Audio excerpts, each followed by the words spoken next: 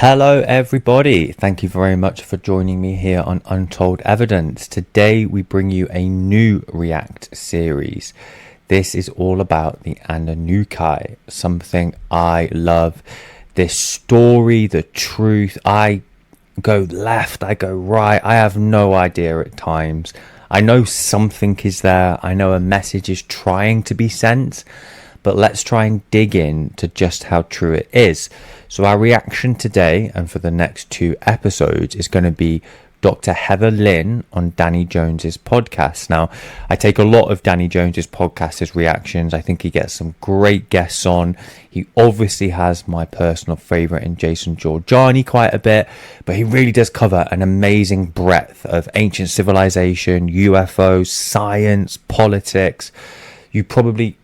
or I'll go this far. Yeah, definitely watch his podcast if you found my YouTube channel. So today I want to talk about this podcast, what it means, what's happened, all of it. We're going to try and dissect it, tell you what is true. As ever, we're going to put it into our tiers and we're going to try to get some answers at the end of it. So forgive me for my excitement as we go through. There are also some incredibly challenging names to pronounce. I will butcher a hell of a lot. So we start now. Danny Jones has just dropped a big one. He's got Dr. Heather Lynn on the show. And the title they've slapped on it is a proper mouthful. Anunnaki. That's how apparently we want to pronounce that. I'm going to pronounce it the Anunnaki.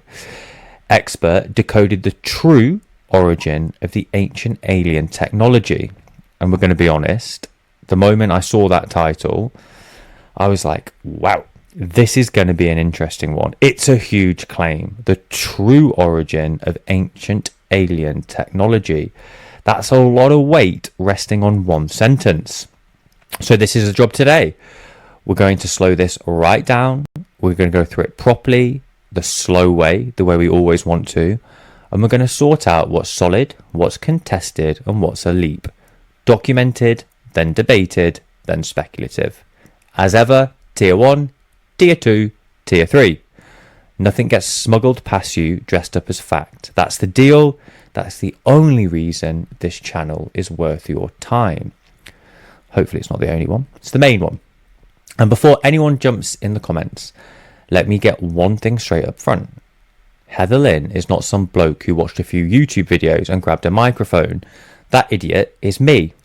She's got real training behind her. Undergrad work in archaeology, a master's in history, a doctorate from the University of New England. She's written a whole shelf of books on this stuff. The Anunnaki, the connection, the evil archaeology, the Sumerians, all of that controversy. And she's been a consultant for the History Channel. She's a regular on Ancient Aliens, and she hosts her own podcast. So when this lady comes talking, she ain't not coming cold. That matters, and we've got to take her very seriously. But as ever, this is what we need to come back to, and we've got to hold on to it, not just for this episode, but for every episode in our reaction series. Just because you have credentials doesn't make the claim true, but they do make a claim worth hearing. There are 2 completely different things. A doctorate, it probably gets you a fair listen, but it can't give you a free pass. So let's give her the fair listen properly with both hands, and let's keep the scoreboard honest as we go. Now the episode actually kicks off with a cracking little story. She tells Danny about trespassing near Area 51, and it's a great way in. It sets the tone. This is someone who goes out and looks for herself rather than just reading and theorizing about it. But we'll be honest, it's a story, not evidence. So I'm not going to build anything around that in itself. I just like it because it tells you who she is. She's curious. She's a bit of a renegade. She pokes at the edges of the map. Fair enough for me. I respect it. Now let's get to the meat. Because early on, she and Danny got into the idea she keeps circling back to all episode. She calls it the knowledge filter. And the pitch goes like this. Archaeology as a field has a kind of filter sitting on top of it. Evidence that fits the accepted story gets through. Evidence that doesn't gets quickly pushed off to the side. Not always on purpose. Sometimes it is just habit. just the dead weight of what everybody already believes. But the result, she says, is that we end up with a nice tidy picture of the past that leaves a lot of awkward stuff out the frame. Now, my first reaction on that sort of theory is obviously Graham Hancock. He has been ridiculed for 20, 30 years. He's wrote, he's explored, he's similar. He goes into the depths of this. And that does, at least to me, see a clear problem with archaeology. They are gatekeepers. I quickly draw on the Joe Rogan podcast with the Egyptologist, that I forget his name right now, who gave away nothing. He almost made Egypt, in my eyes, look laughable, almost made it look like an entire lie by just his body language and behaviour. So I think there is credence in thinking that archaeology has got a filter and is a gatekeeper. Now, I want to be straight with you about where the idea actually comes from, because she didn't invent it and she'd be the first to tell you that. The phrase knowledge filter comes from a man called Michael Cremo. He put it in a 1993 book called Forbidden Archaeology, and Cremo's whole argument was that there was a lot of evidence for human beings way, way older than the textbooks allow. Not 200,000 years old, millions of years old. And that this evidence got, in his words, filtered out of the record over the last 200 years or so. And I'll give Cremo this. He's dead up front about where he's coming from. He's a Vedic researcher. He works with ancient Indian texts, the writings tied to the Hare Krishna movement.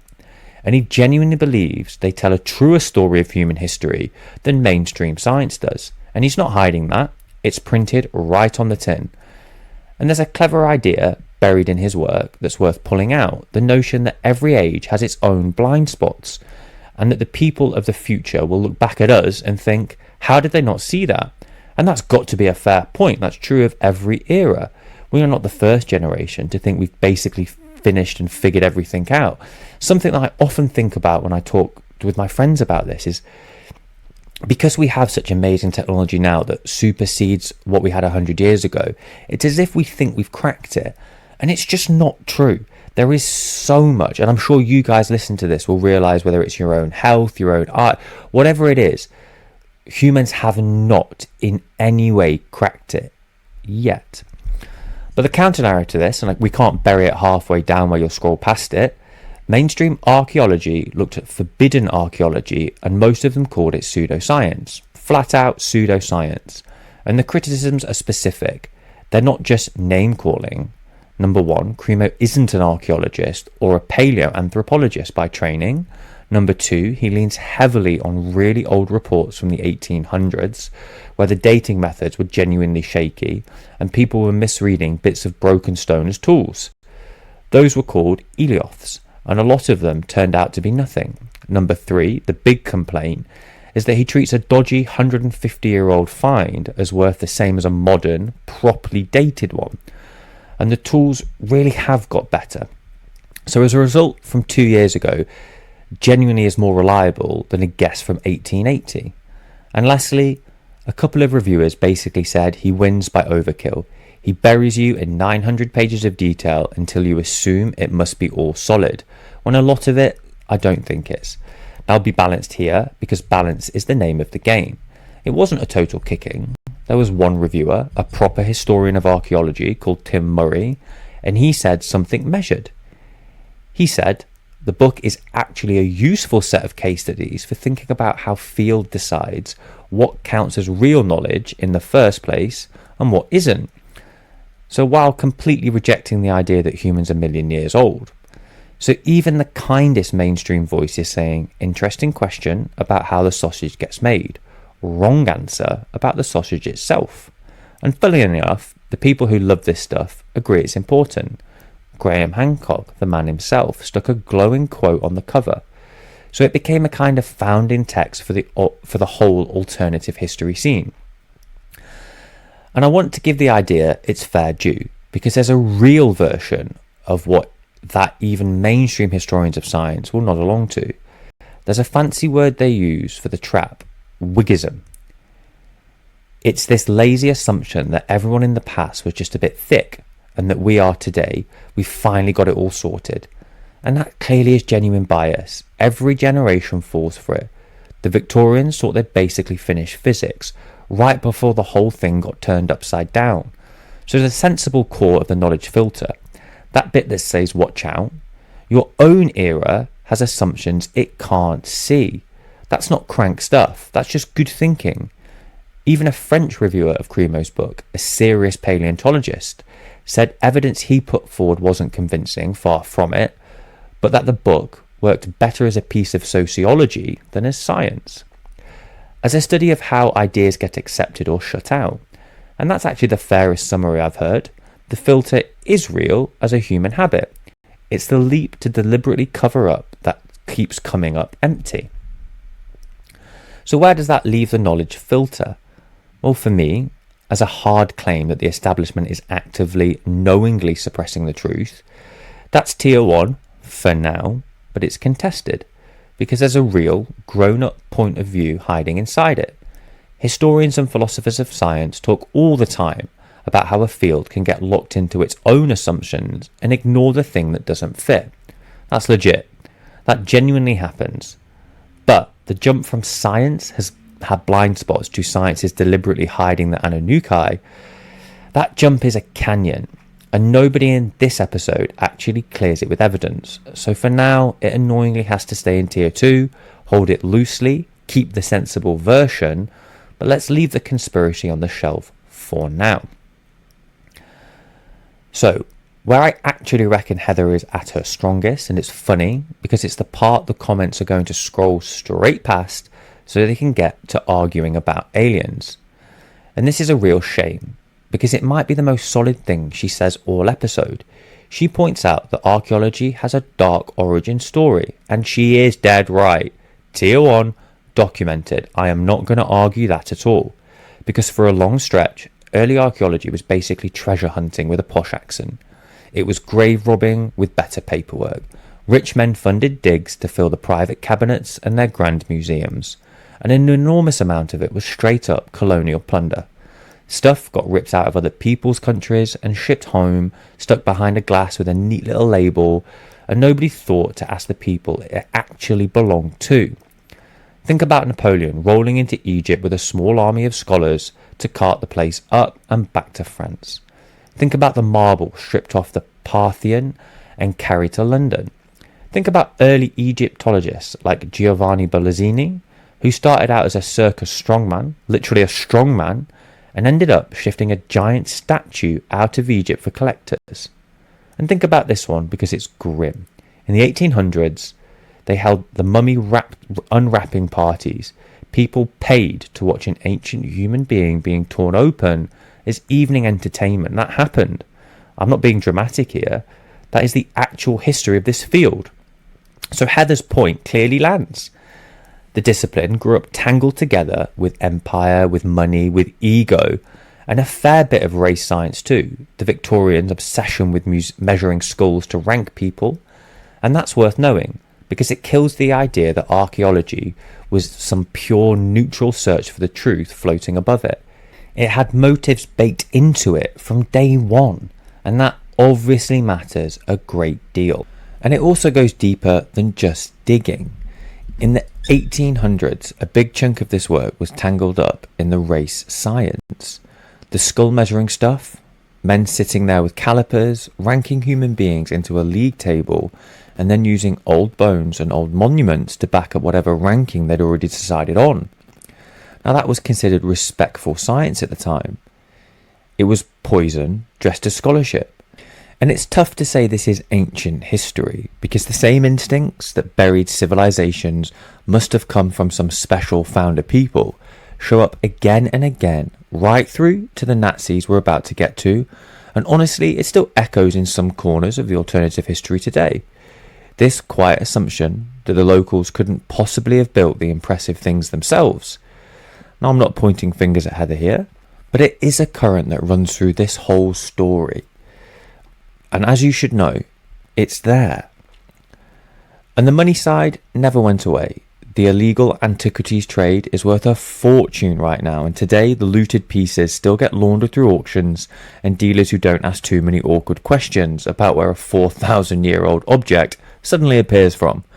So when Heather says it's a field from a dark heart, She isn't reaching a conspiracy, she's just describing the receipts.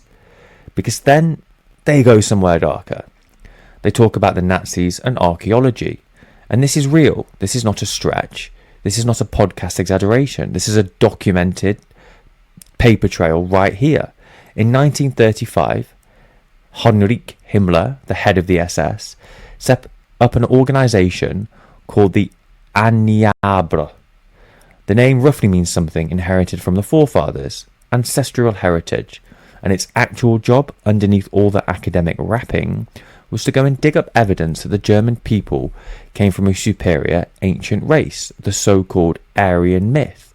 They wanted the archaeology to prove the politics. They'd also decided the answer. They just needed the dig to agree with them. Quick aside here, though, because I think I've mentioned this in many episodes, it always blows my mind that Hitler was terrified or thought that this Aryan race was superior, yet he himself looks nothing like the Aryan race. If I was to use sort of one piece of evidence for the Nordics and the Aryan race, I'd say Hitler probably nails it. He was absolutely terrified of these tall, blonde-haired, blue-eyed people. If that is not a Nordic, I don't know what is, because I know for a fact I've seen what Hitler looks like. The dude looks nothing like the Aryan race. And that is a circle I find very hard to square. Like, what is going on with that?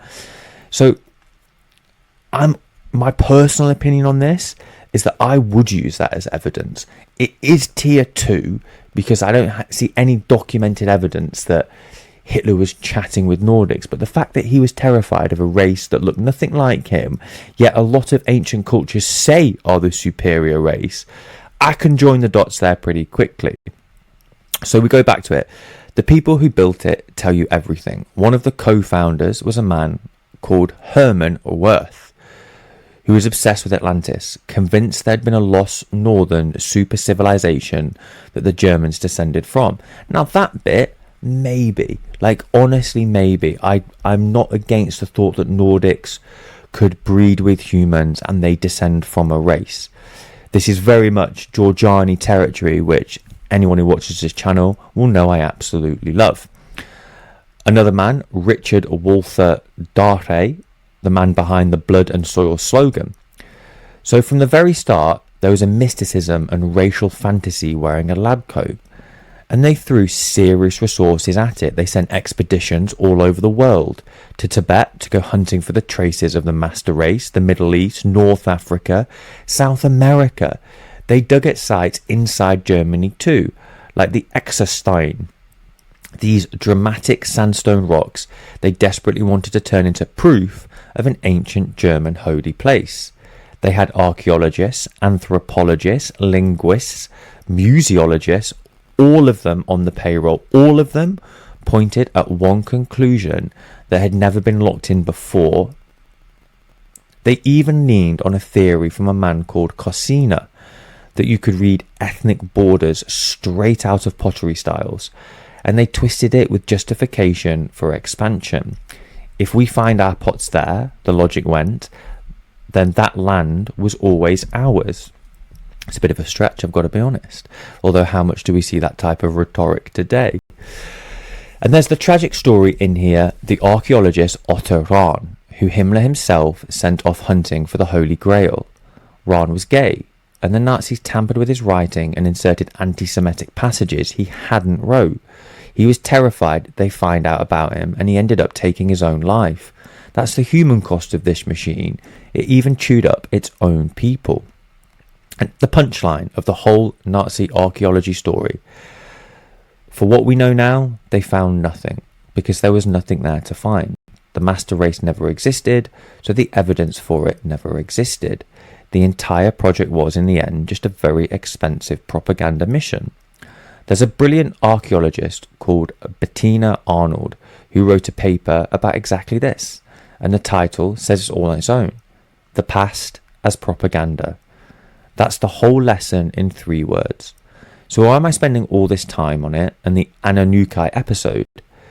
Because it is the cleanest example you will ever find of what happens when you go digging to confirm a story you've already decided is true. You find it, or you talk yourself into thinking you found it. The motive bends the evidence, and that the warning does not point in only one direction. It's a warning about the Nazis, obviously, but it's also a warning about every other framework that goes into the ground already knowing exactly what it wants to pull back out, including, if we're being properly honest, some ancient alien research, including some of what gets said on this podcast. The filter cuts both ways. It can hide things and it can invent things. And I'll give Heather some genuine credit here, because she more or less says the same thing herself. She doesn't pretend her side is magically immune to motivated reasoning. And that to me is the mark of someone worth listening to, a bit of intellectual integrity. The people I trust the least are the ones who think bias is only ever a problem from the other side. It's a huge thing. It's a cult, right? I often say this to my friends when we talk about politics today. If you can't name bad things about the side you support, you're in a cult. You don't support them. You blindly support them.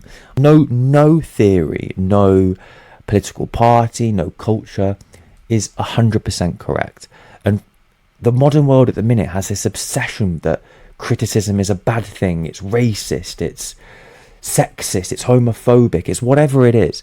Every race, creed, gender, anything, literally anything in the world, to me, cannot be above criticism. I think once you try to take that criticism away, it's an incredibly dangerous, unproductive,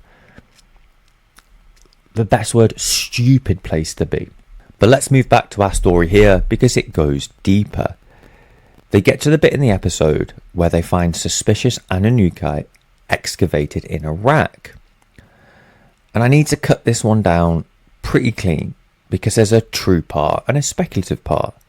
And online, they get welded together until you genuinely can't tell the difference. So let's pull them apart slowly and on the table. The true part, Tier 1, documented in April 2003. As American forces pushed into Baghdad, the Iraq National Museum got looted. And this is one of the worst cultural losses of our lifetime. The early reports were chaos. People were shouting that 170,000 pieces had gone, and the number turned out to be wrong. It got tangled up with a misunderstanding about display cases that the staff had already emptied before the war. But when the dust settled, the real figure was somewhere around 15,000 artifacts stolen, and among them, roughly 5,000 cylinder seals. These tiny carved stones, thousands of years old, some of them the most precious objects in the very birthplace of writing. I can't remember if we spoke about this on the channel before, but there is obviously something suspicious about Iraq, both in the mainstream, why the West was there, but that undertone of ancient civilization. All of it, I think, is in Tier 3, maybe some Tier 2. I'd be shocked if any of that speculation was in Tier 1. But there is something going on in the Middle East. So, the US took a real hammering for it, which is obviously fair, because the museum sat there largely unprotected whilst it was being stripped. The man who ran it, Donnie George Yakuna, had warned people beforehand that this would exactly happen. He pleaded for troops. He went to the nearest unit himself and asked. It took days for proper protection to actually turn up. 3 American officials who advised the government on cultural property resigned in protest at the failure to stop it. And it wasn't just the famous museum either. Out across southern Iraq, ancient sites got dug into, looted with shovels and trucks, and even AK-47s whilst there was nobody to stop them. One archaeologist used satellite images and worked out around 40% of nearly 1,500 sites she surveyed in the south showed looting damage by the end of that year. And years later, the same heritage got smashed deliberately by ISIS for propaganda videos. So this is genuine and a layered catastrophe that Heather and the world is right to be angry about. But there's a bitter irony here too. The Iraq Museum was set up back in the 1920s by Gertrude Bell, a British traveller, archaeologist, and yes, an intelligence agent. They're always fucking intelligence agents. Every story, every conspiracy, every major interest in the world always seems to turn back to intelligence agents. She collected these treasures specifically to keep them in Iraq. And around 80 years later, they walked straight out the door. Some pieces did get recovered. The Besekti statue roughly 4,000-year-old copper figure, and one of the earliest examples of a really advanced casting technique that got tracked down and brought back. Tens of thousands of items returned over the year, but a huge amount is still out there, scattered around the black market, turning up in auctions and eBay to this day. And this is a part that's easy to miss, and this actually matters most. The real crime on looting isn't only the stolen objects, it's the lost context. When an archaeologist lifts a tablet out of the ground properly, they record exactly where it sat, what was around it, which layer it came from. The context is the meaning. It's how you know who made it, when, where, and why. But when a looter rips it out in the dark to flog it, all of that vanishes. The object survives, sure, but the story dies. And a lot of these pieces are the only record we'll ever have of a single transaction, a name, a life from 4,000 years ago. Once that link is broken, it is broken forever. No amount of money buys it back. So when people argue whether it was 15,000 objects or 170,000 objects, they're missing the whole point. Every one of them was a sentence torn out of humanity's oldest history books. And a lot of these sentences are now gone for good. And that to me is the real tragedy underneath the headline. And it's exactly why context is everything in this field, which funnily enough is the same reason a wild theory with no context behind it should always make us slow down.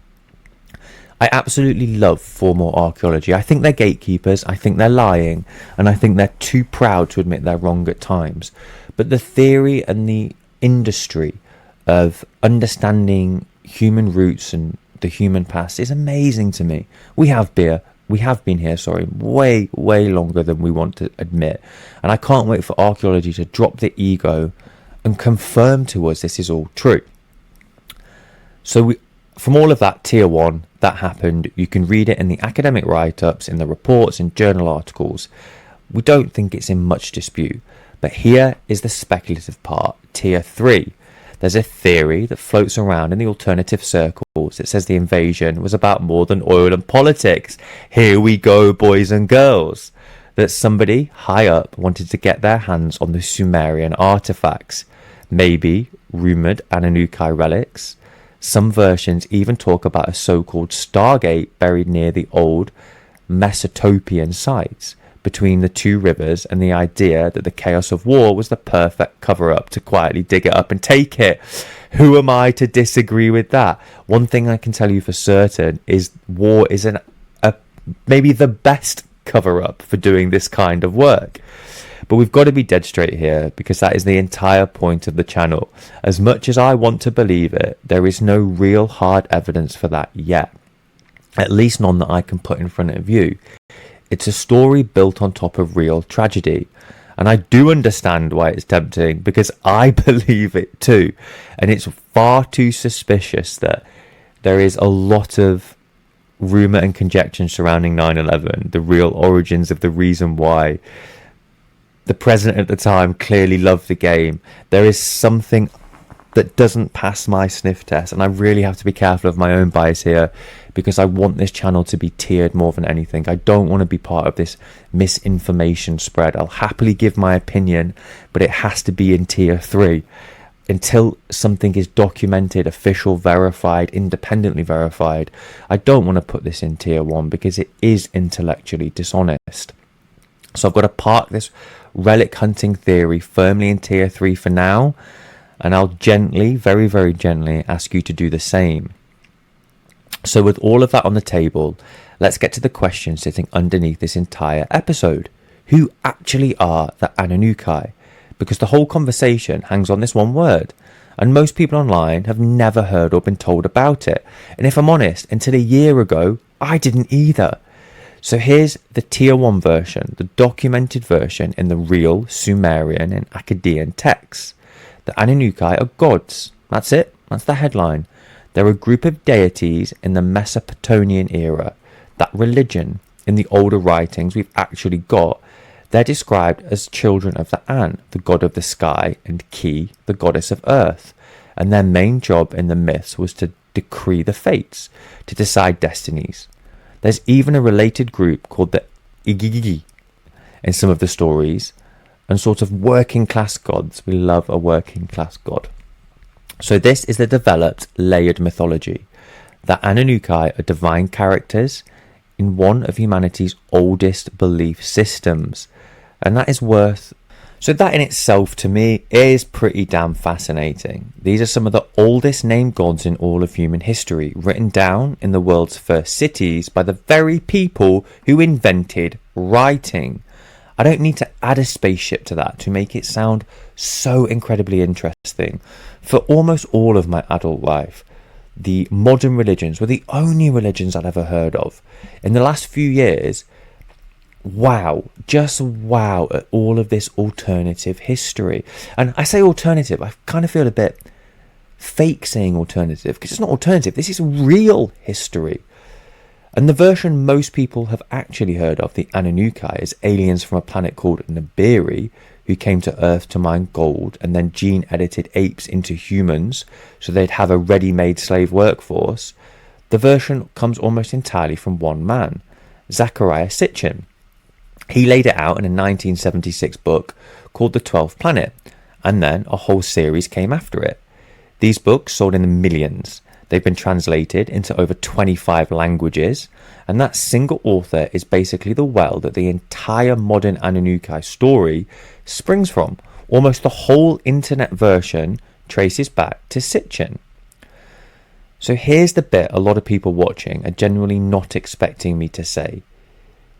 The Archaeologist, the actual scholars who read cuneiform for a living, the people who spent the entire career understanding these tablets, they reject Sitchin almost completely. And not in a stubby how dare you kind of way, in a very specific receipts on the table sort of way. So let's take it piece by piece. First, the planet Nibiru. In the real cuneiform astronomy text, Nibiru isn't a hidden planet way beyond Pluto on a 3,600-year orbit.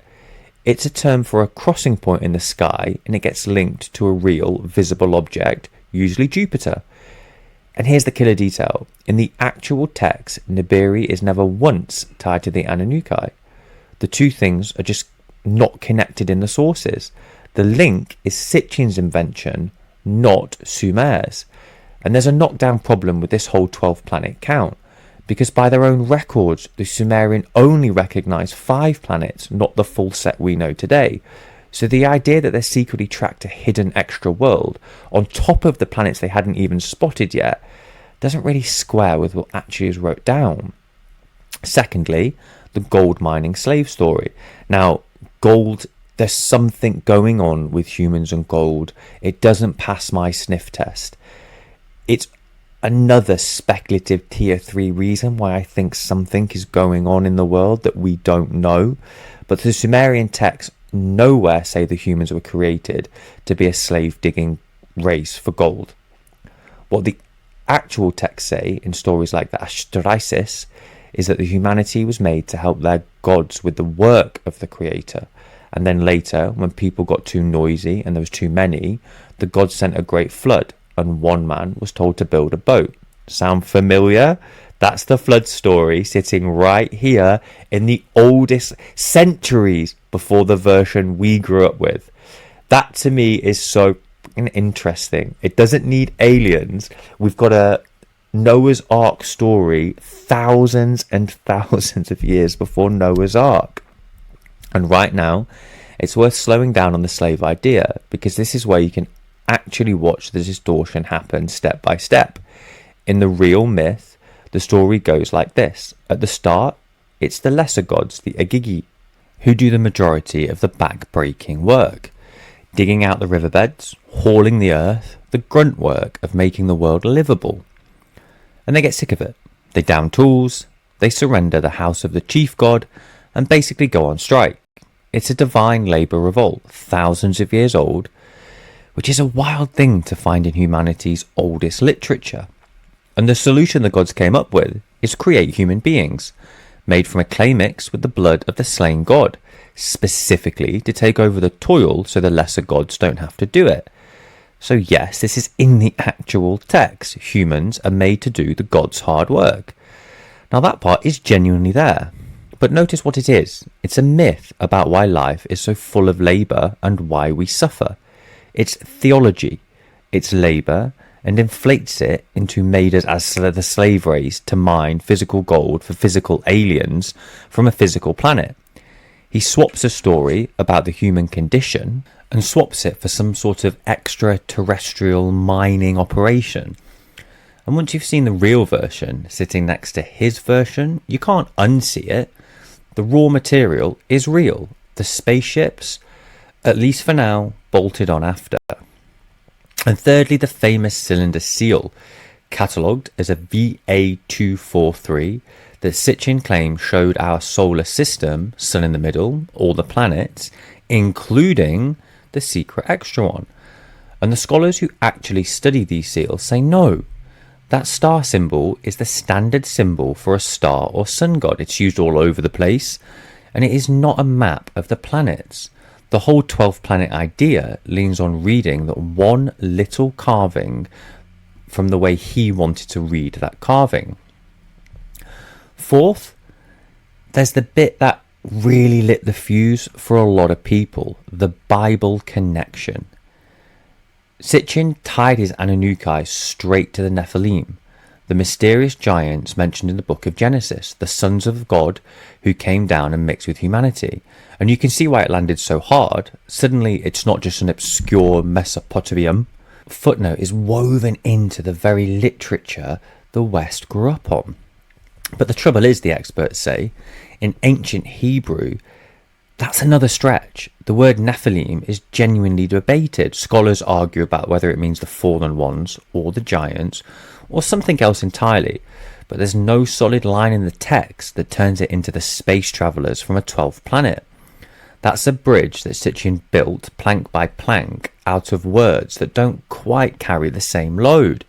And once you start noticing that pattern, a real ancient word, then a great leap, then a confident conclusion, you start seeing it everywhere in his work. The ancient bit is unusually solid. It's the back half of every sentence that runs off the rails. I think that's a very common thing for a lot of ancient history, UFO. It's that 80% truth, 20% nonsense stuff. There is also a scholar called Michael Heiser who went through all of this line by line using the Chicago Assyrian Dictionary, which is the absolute monster of a reference work that catalogues basically every known use of these words across decades of careful scholarship. And his conclusion was blunt. The words don't mean what Sitchin said it means. The gods aren't where Sitchin put them. The whole structure in his view falls apart the moment you check the words against the dictionary instead of against the theory you're trying to prove. And the broader charge against Sitchin is harsh but specific, that he quoted things out of context. He then chopped up the quotes and used it where it suited his story. And then he handed the Sumerian words brand new meaning that they simply didn't carry, purely to make the alien version work. There was even a moment near the end of his life where he offered to stake the whole thing on DNA tests of ancient Sumerian skeletons. The tests, needless to say, never delivered the gods. But we've got to be fair, because being fair is the entire job of this channel. Sitchin has defenders, and his fans will tell you the Academy is exactly the kind of closed shop that the knowledge filter is all about. And you're allowed to sit with that thought. But there is a real difference between we should always question the expert, which is obviously healthy. I couldn't be more pro that. And this one self-taught author is right in every single specialist who can read the language is wrong. That is an enormous hill. And so far, nobody's actually climbed it with evidence. They've climbed it with confidence, but they aren't the same things. And another part that I have genuine respect for Heather about, and it's exactly why she's worth 3 episodes of our time rather than 3 minutes. She does not buy Sitchin wholesale. She's on the record being agnostic about him. She has actually pointed out herself that the keywords he leaned onto to the mean planet can be read in several other ways, which knocks a serious hole in the entire 12th planet structure. So she is playing a far more measured game than the big headline would make it sound. She is not standing there saying Sitchin is gospel. She's saying the Sumerians and their gods are real, a deep mystery worth taking seriously, and that the mainstream story about them has huge genuine gaps, which is much more defensible than Sitchin's I've solved everything. She treads lightly exactly where Sitchin stamped with his big boots. And weirdly, on the back of the newer book, you've got Aaron von Daniken, the original ancient astronaut author, praising her, while inside the book she's pumping the brakes on the whole movement's favourite source. That tension is kind of the whole story in this scene. So let's put the cards on the table face up, because that's what we want to do, and because you're dead right to not trust me if I didn't. So here's the editorial note for this one. This is sensitive territory, it's easy to get swept up, and the stakes for getting it wrong are real, because this stuff shapes how human history is, science and everything else. So we've got to be plain, there are 3 different things going on in this episode, and they do not all carry the same weight. And the single biggest mistake you can make is to let the strong, documented stuff quietly lend its credibility to the weaker, speculative stuff. And that's the trick our own brain plays on us. We can't let it. I'm guilty of it too. I am so guilty of taking tier 3 material that sounds fantastic to me and make it tier 1 when I talk about it with friends and family. That cannot be how we do this. We are going to get to the bottom of these stories, no matter how long it takes, but we've got to be intellectually honest the whole time. So to summarize the tier 1 material for this episode, the documented stuff is so strong. The dark money and empire origins of archaeology, the Nazis and the hard lesson it teaches us about digging to prove what you already believe, the looting of the Iraq Museum in 2003 and just how badly it was handled, and who the Anunnaki actually are in the texts, gods who decree fate, children of An and Ki, sitting at the heart of an ancient flood story. All of that is solid, and you can build on all of it. For tier 2, the material, the knowledge filter, is a real and interesting debate about how science decides what to look at and what to ignore. That serious, defensible version of that point. There's also an overcooked version that turns every gap in our knowledge into a deliberate cover-up. Keep the serious one, bin the overcooked one. And tier 3, the Anunnaki as a gold mining aliens, the planet Nibiru, the Stargate under the rocky sand. It's a story, it's genuinely gripping, but it is not the evidence we need, and the people who can actually read the language said it doesn't hold up. So we've got to enjoy the story, but at least for now it can't be fact. And here's the bottom line, the thing I actually believe after sitting with all of it. You do not have to pick a team here, you really don't. You can think mainstream archaeology has real blind spots. It frickin' does. It has a grubby history. It definitely does. And Heather is right about that too. But we can also think the alien Anunnaki version is unproven and most likely, I don't want to say wrong, but misunderstood. Both of these things can be true at the exact same time. Holding the documented thing tightly and holding the speculative things at arm's length is not fence sitting, it's just being honest about what we actually know versus what we want it to be true. That's the discipline, the entire reason we do this the slow way out loud, because the real story, the one in the actual tablets, is already extraordinary. It is bonkers. The world's first cities, the first pieces of writing, are people who looked up at the sky and wrote down gods who decided the fate of everything. We don't need to inflate that. It grabs you on its own. So that's part 1, the dig. We've gone through the field itself, where it came from, the very worst of what it's been twisted into, what the Anunnaki are, and how they even started. Next time is part 2, we go properly into the Sumerians themselves, what the scholars literally call the Sumerian problems, and the extremely and genuinely strange question of where these people came from. Before their language is unlikely anything around it. The maths they had, the base 60 systems that still run our clocks and our circles today. That feels like it shouldn't fit in so early. And the shining ones, those figures right at the very start of human history. That's where this gets really juicy, and that's why we'll weigh it exactly the same way. Documented, debated, speculative. For now, sit with what we talked about today. The strongest materials in the whole episode wasn't aliens. It was the warning about what human beings do when they go digging to prove a point.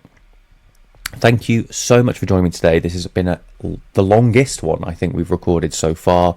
As ever, if I've misrepresented or misinterpreted anything, please let me know.